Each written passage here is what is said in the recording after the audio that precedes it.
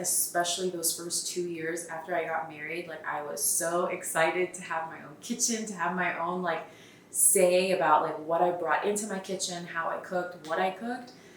And I was also very excited about doing things as authentically as I could.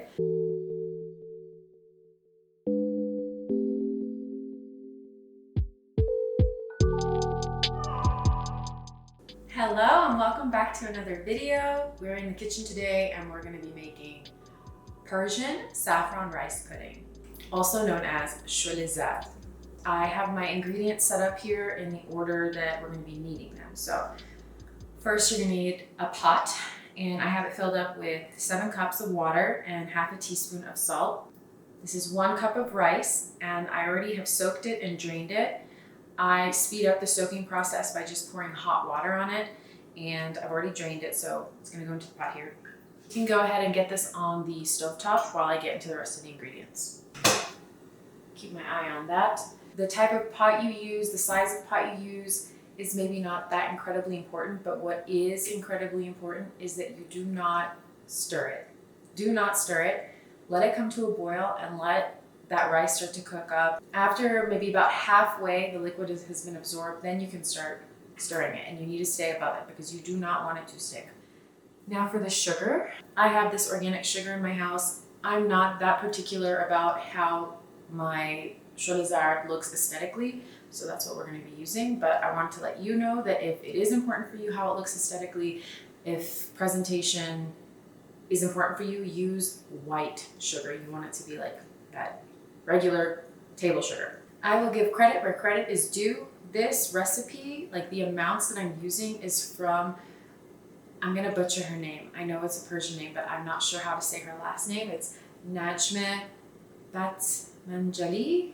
I wish my husband was here, he could pronounce it correctly. The Encyclopedia of Persian Recipes. It's called Food of Life. It's never let me down. If anything, sometimes the recipes are a little bit over the top and I simplify them, but they're just a really good starting point for what do I need for that recipe and what were the proportions. A lot of the little, they call it futufan, the little tips and tricks for a lot of my cooking is just kind of a buildup of, I don't know, over the years, especially those first 2 years after I got married. I was so excited to have my own kitchen, to have my own say about what I brought into my kitchen, how I cooked, what I cooked.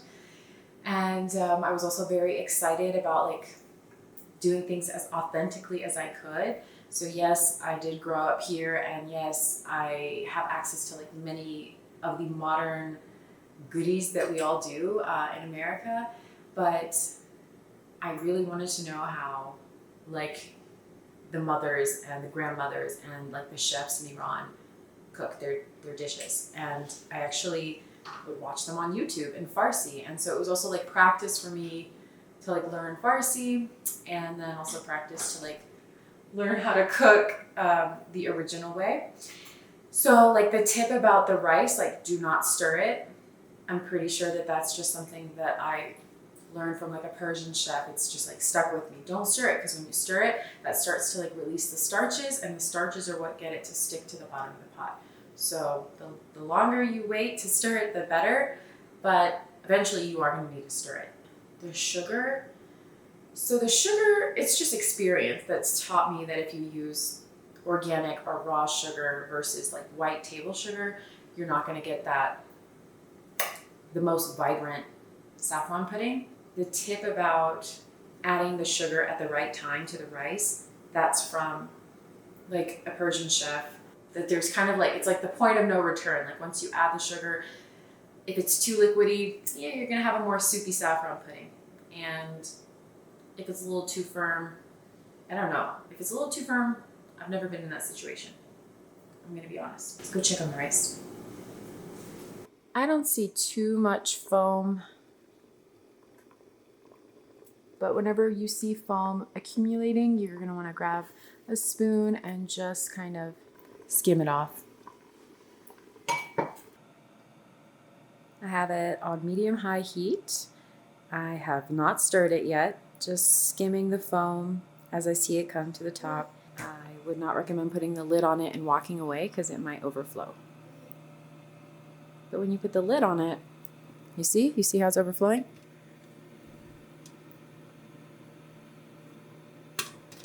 But when you put the lid on it, then it's gonna help it soften a little bit quicker and a little bit more fully.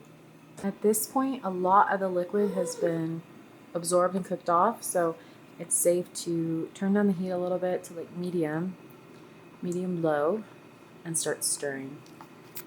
Get that foam first.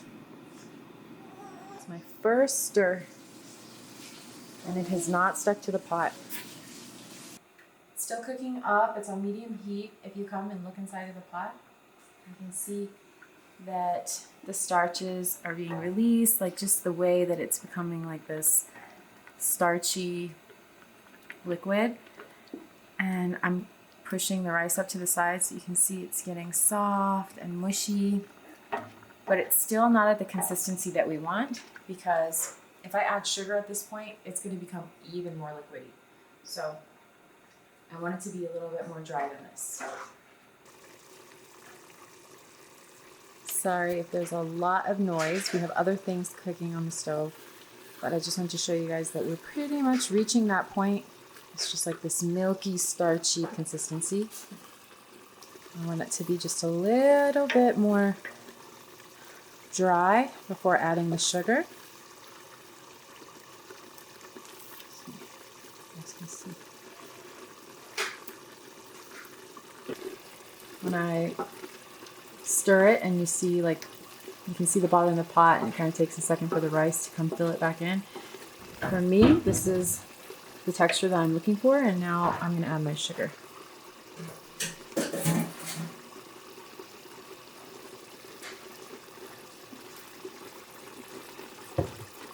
And we're going to just stir for about 5 to 10 minutes.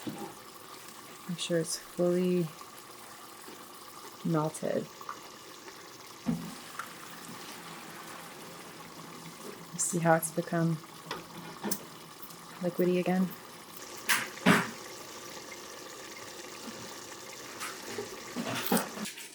So our sugar's completely dissolved, and I'm going to move this back here to this smaller flame, and I have it on as low as possible. And we're going to start adding our flavor. So we will add our butter. If you don't have butter, you can use oil, but you're going to want to use an oil that doesn't have like flavorless oil. Our rose water, our cardamom, our almonds, and saffron. I'm just going to add it all now. And stir it in.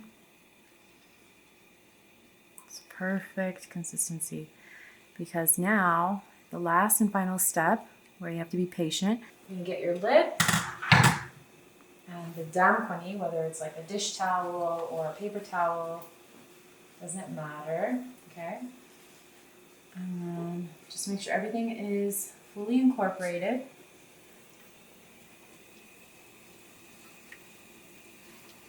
Okay, and then you can put your shole zard to basically steep.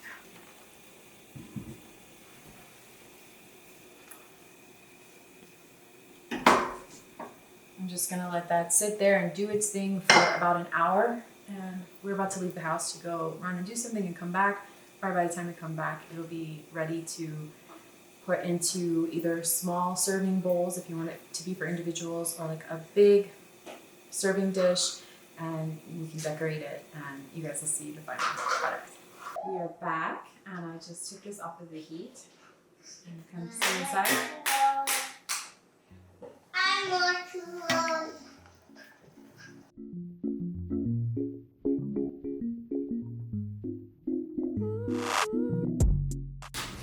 Now I'm going to have my mother-in-law come and decorate it. You absolutely want to decorate it when it's hot. If you wait for it to cool, it's going to get like a kind of like a layer, it'll dry, and your cinnamon and your slivered almonds and pistachios will not, they'll just slide around. So you definitely want to do this while it's still hot.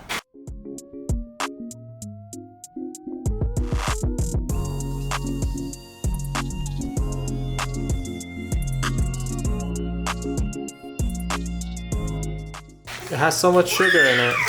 So it's better to have it in Ramadan that you are not, you know, taking too much sugar. Yes, get some energy. It'll perk you up after you've been fasting all day. Oh goodness, always gotta have a sprinkle of baby sneeze in my food.